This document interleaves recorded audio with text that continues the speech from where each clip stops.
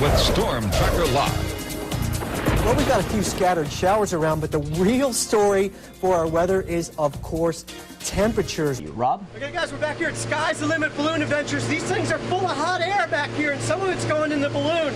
We're going to be up there in a little bit. Right now, we're with seasoned pilot James Lawson. Tell me, how do you steer these things? What you have to do is you've got to fly at different altitude to catch the wind. When we come back, we're going to be about 5,000 feet up there in the wind, in the weather, giving you some shots, so stay with us.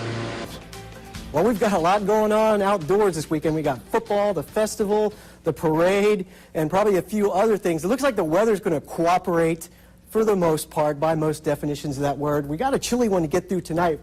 Our big area of moisture in the Gulf of Mexico, it's been there all week long, is once again going to oscillate back to the north. There's the upper level low. Like I said, when these ride over lower level lows, that's when the severe weather breaks out. That's not the situation, but we're getting closer and closer to that time of the year. The upper level low kicks on out. Travelcast tomorrow, there'll be showers and thunderstorms all over the place. The greatest threat of severe weather will be down along the Florida Panhandle, where they could get some pretty strong straight line wind gusts of about 40 miles an hour or so.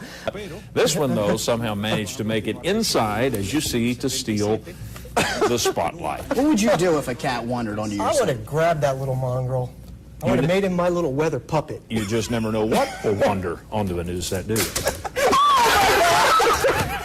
Oh my gosh, the snake again! Got him! In the meantime, forecast mild tonight. As a matter of fact, these temperatures tonight are going to be warmer than our normal daytime highs. Believe it or not, 61 in Dothan. We have a commemorative ornament for them to take with them, and each year they can put it on their Christmas tree and remember their loved one who's passed. All righty, Beth, thank you very much for your time. And remember, no donation is too small. And their people are still coming in. They were filing in before I even got here. It is a very packed event, so if you got a few minutes, definitely stop on by.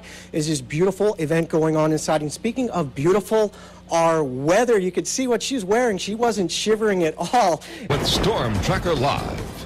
Well, if we could only had today's weather yesterday, things would have worked out a little bit better. We had plenty of blue skies out there. Right now, 51 degrees.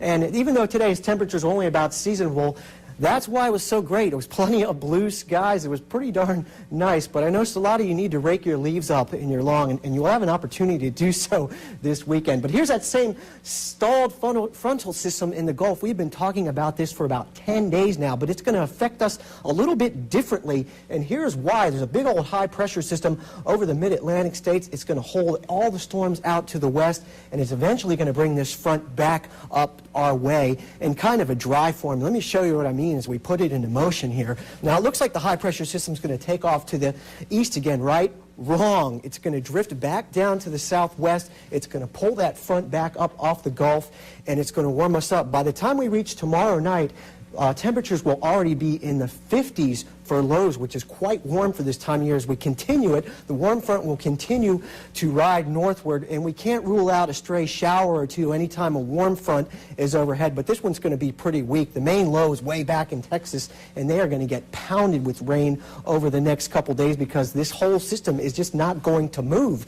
In the meantime, travel forecast tomorrow, the front will make its presence felt along the Gulf, Panama City, Tallahassee in the 70s. The rest of us will still be in the cool air, but not for long. Tonight will be pretty mild by January standards. We should be about 38. On average, we'll be 44. Even Troy, our benchmark cold spot, only 40 degrees. Not too bad at all. Generation schedule once again split into two. And let's take a look at your week ahead because it is a little bit of a surprising one. After a seasonable day tomorrow, look at those temperatures up into the 70s by Wednesday. We could approach record highs again all week long. Temperatures 15 to 20 degrees above average, and it looks like you're going to save some money on your heating bill tonight. And don't worry too much about those 20%. Those are going to be some stray sprinkles. And if you're worried about that for outdoor activities, check out our website at dothanfirst.com. We have a good radar site there to see if a shower is going to be in your area. Chances are they won't be.